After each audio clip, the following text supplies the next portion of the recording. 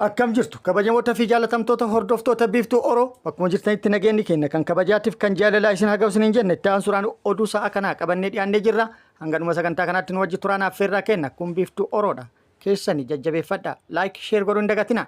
Kallattimaan gara mata duree oduu amma qabadhetti yeroo dabru oduun jalqaba. Muummichi ministeera Itoophiyaa haasaa har'a paarlaamaa irratti taasiseen Masrii fi Suudaan eebba hidha haara'umsaa irratti argamuudhaan gammachuu Itoophiyaa akka waliin qooddatan affeeree jira jedhee jira. Akkasumas haala nageenya naannoo Tigraayitii fi Eertiraa wal qabatee yaada kennee jira. Guddina biyyattiitiinis wal qabatee haasaa taasisee jira. Dabalata odeeffannoo kanaa qabannee jira. Oduun itti aanu oduu oolmaa Oromiyaati. Oduu oolmaa Oromiyaati. Lolli Oromiyaa bakkoota garaagaraatti yookaan zooniilee garaagaraatti loltoota mootummaatti waraana bilisummaa Oromoo gidduutti har'a bifa haaraan cimee itti fufee jira. Waraanni bilisummaa Oromoo kibba Oromiyaa zoonii giddu galaa fi zoonii lixaa bakkoota garaagaraatti haleellaa loltoota mootummaa irratti raawwateen injifannoo argadhe jedhee jira. Mootummalleen gama isaatti haleellaa hidhattoota waraana bilisummaa Oromoo irratti raawwateen injifannoo argadhe jedhee jira. Dabalata odeeffannoo kanaa qabna isiniin kenna. Guutuu odeeffannoo kanneenitii fi kan biroo wajjin isin wajjin kan turu ani Bariisoo Ganamooti. Guutuun odeeffannoo akka itti aanu kanatti isiniif dhiyaata. Masrii fi Suudaan fulbaana keessa hidha haara'umsaa yeroo eebbifamu qooddattoota gammachuu keenyaa akka ta'an kabajaan isaan affeerra jedhanii jiru. Muummichi ministeera Itoophiyaa Abiyyi Ahmed. Ministeerri muummee Itoophiyaa Abiyyi Ahmed yaa'ii idilee 42ffaa mana maree bakka bu'oota uummataa irratti har'a waxabajjii 26/2017 haasaa taasisaniin fulbaana dhufu keessa hidha haara'umsaa laga Abbayyaa kan eebbisiisan akka ta'e ibsuudhaan Masrii, Suudaanii fi biyyoonni yaa'a laga Abbayyaa eebba kanarratti argamuudhaan qooddattoota gammachuu keenyaa akka ta'an kabajaadhaan isaan affeerree jirra jedhee jira. Muummichi ministeeraa itti dabaluunis eebba hidha haara'umsaa jeequu qabna jedhanii kan yaadan jiru garuu hin danda'an ni eebbifna jedhee jira. Hidha laga Abbayyaa Masriif Suudaaniif eebbadha. Fulbaana keessa yeroo roobni hir'atutti waan eebbifnuuf qooddattoota gammachuu kennaa akka ta'an maqaa mana maree kabajamaa kanaan waamicha koo isaaniif dhiyeessa jedhee jira. Haasaan muummicha ministeeraa kun immoo qeeqa kaasee jira. Qeeqni isaallee Masriin eebbifamuu hidha laga Abbayyaa kana kan hin feene akka ta'e ni beekama. Kanaan wal qabatee eebba hidha haara'umsaa jeequu qabna jedhanii kan yaadan jiru yaada jedhu kaa'ee jira. Yaadni kun immoo kallattiin Masrii ilaala. Gara biraatiin immoo affeerraa gammachuu waliin qooddatu yoo ta'e akkaataan itti waamamus akkanaa miti. Waamichi ni taasifama yoo taate kabajaadhaan seeraan affeeruun ni danda'ama. Kuni garuu xuxuqqaa fakkaata jechuudhaan hedduun kan yaada kennanidha. Akkasumas eebbicha hidha haara'umsaatti wal qabatee waan baacanis fakkaata. Kun immoo waan eegamuu miti jedhamee jira. Gara biraatiin immoo muummichi ministeera Itoophiyaa haala nageenya kaaba Itoophiyaatiin wal qabatee naannoon Tigraay gara waraanaa akka hin seenne abbootiin amantaa ammumarraa hojii akka hojjetuu qaban waamicha taasisee jira. Gara waraanaatti ni seenama akka ta'u taate kan dur caalaa hammaataa fi hamaa akka ta'e ibsee jira. Dhimma hulaa galaanaatiin wal qabatee gaafii dhiyaateefis muummichi ministeeraa deebii kennanii jiru. Deebii kennaniin Itoophiyaan hulaa galaanaa malee biyya hin taatu jedhanii jiru. Eertiraa wal qabatee gaafii ka'eef immoo Eertiraa wajjin nu lola seenuu hin barbaannu, rasaasa takkallee hin dhukaasnu jedhee jira. Garuu wanti nagaan akka hin jiraanne taasisu yoo ka jiraatu taate of ittisuuf qophiidha jedhee jira. Yaadonni kun lamaan yaada kana dura muummichi ministeeraa dubbateen kan wal faallessuudha. Dhimma hulaa galaanaatiin wal qabatee kana dura muummichi ministeeraa tolaanis lolaanis hulaa galaanaa argachuun dirqama jedhee ture. Kun immoo karaa nagaatiin hulaan galaanaa kan hin argamne yoo ta'u taate lolaan asabiin qabatuu fi kan qophaa'an waan fakkaatan ture. Har'a immoo faallaasaniiti.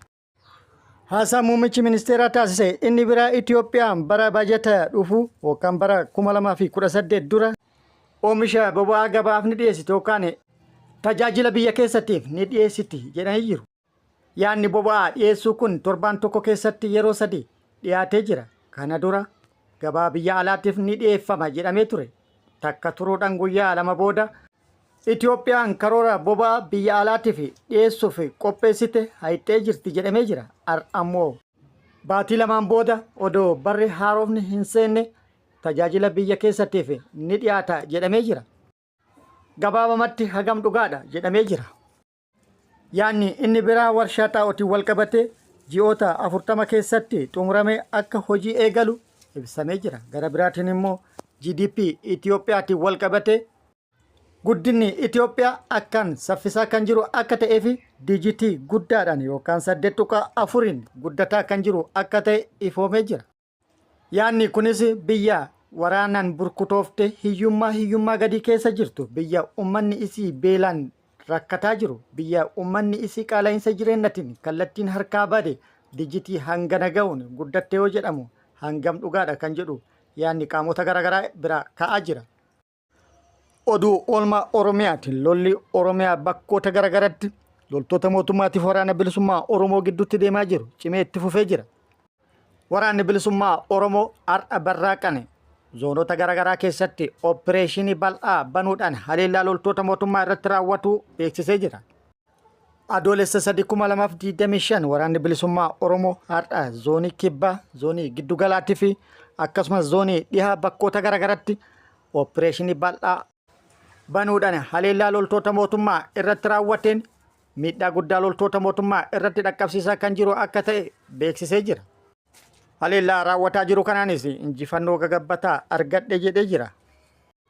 Haaluma kanaan waraanni bilisummaa Oromoo zoonii giddugala Oromiyaa kaaba Shawaa Salaaleen aanaa Fiicheetti haleellaa loltoota mootummaa irratti raawwateen miidhaa guddaa loltoota mootummaa irratti akka dhaqqabsiise beeksisuudhaan haleellaa raawwate kana loltoota mootummaa hedduu addunyaa kanarraa godaansise, hedduu madoodhaan adabe kan harkaan qabes baay'ee akka ta'ee fi akkasumas meeshaalee waraanaa hedduu kan irraa hiikkate akka ta'e beeksisee jira.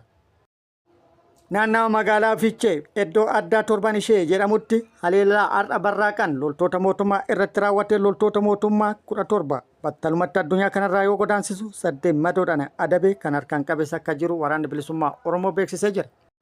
Dabalata odeeffannoo kana akkuma nu ga'een qabannee kan dhufnu ta'a. Akkasumas waraanni bilisummaa Oromoo zoonii kibba Oromiyaa godina Booranaatti haleellaa loltoota mootummaa irratti raawwateen miidhaa guddaa akka irratti dhaqqabsiise beeksisee jira. Godina Booranaa aanaa Areeroo bakka addaa Rannuu jedhamutti haleellaa raawwatee loltoota mootummaa hedduu addunyaa kanarraa godaansisee hedduu madoodhaan akka adabe kan harkaan qabees akka jiru meeshaalee waraanaa hedduus kan irraa hiikkate akka ta'e waraanni bilisummaa Oromoo beeksisee jira. Haaluma wal fakkaatuun waraanni bilisummaa Oromoo giddugala Oromiyaa lixa Shaggar bakkoota garaagaraatti haleellaa akka raawwatee fi haleellaa raawwateenis miidhaa loltoota mootummaa irratti dhaqqabsiisuun injifannoo akka argate beeksisee jira. Akkasumas lixa Oromiyaa bakkoota garaagaraatti haleellaa loltoota mootummaa irratti raawwateen injifannoo gagabbataa argadhe jedhee jira. Haleellaa kana kan raawwate aanota garaagaraa keessatti mooraa waraana mootummaa irratti xiyyeeffatuun akka ta'ee fi haleellaa moorota garaagaraa irratti raawwateen miidhaa guddaa loltoota mootummaa irratti dhaqqabsiisuun akkasumas meeshaalee waraanaa hedduu irraa hiikkatuu fi mooraalee hedduu hojiin ala taasisuun injifannoo gagabbataa kan galmeesse akka ta'e odeeffannoo kallattii gara siitirraa baate ibsitee jirti. Sagantaa itti aanutti guutuu odeeffannoo akkuma nu ga'een qabannee kan dhiyaannu ta'a yookaan qabannee kan isiniif finnu ta'a. Gama mootummaa irraa odeeffannoon nu ga'e mootummalleen haleellaa bakkoota garaagaraatti raawwataa jiruun injifannoo kan argate akka ta'e labsatee jira. Humnoonni mootummaa waloodhaan haleellaa bishaan irratti taasifameen doonii humnoonni diinaatti fayyadaman hedduu hojiin ala taasise jedhee jira.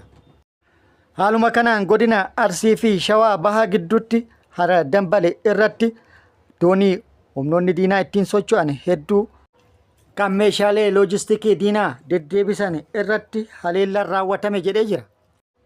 Haleellaa raawwatame jedhameen dooniin guddaan 3, dooniin xiqqaan 20 akkasumas gaarii diinaa 2 fi doonii guddaa diinaa 2 kan biroo irratti galaana irratti haleellaa irratti raawwatameen barbadeeffamanii jiru jedhee jira.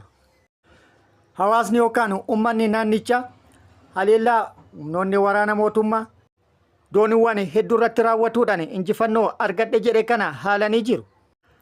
Uummanni naannichaa yaada kenneen haleellaan raawwatame dooniiwwan uummataa irratti yoo ta'u qabeenya uummataa barbadeessuun maqaan taane itti maxxansuun injifannoo labsatuun waan hin taane jechuudhaan uummanni haalee jira.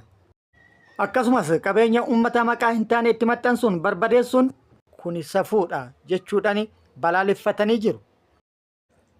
Kabajamoota fi jaalatamtoota hordoftoota biiftuu Oromoo oduun ammaaf qabadde kan hanga ammaa kana guutuu oduu wajjin si wajjin ka ture ani Bariisoo Ganamooti. Hanga yeroo itti aanutti deebinee wal agarrutti nageenyi Rabbi isiniif haa baay'atu. Nagatti nuu turaan immoo hawwii kennaa nagatti nuu tura.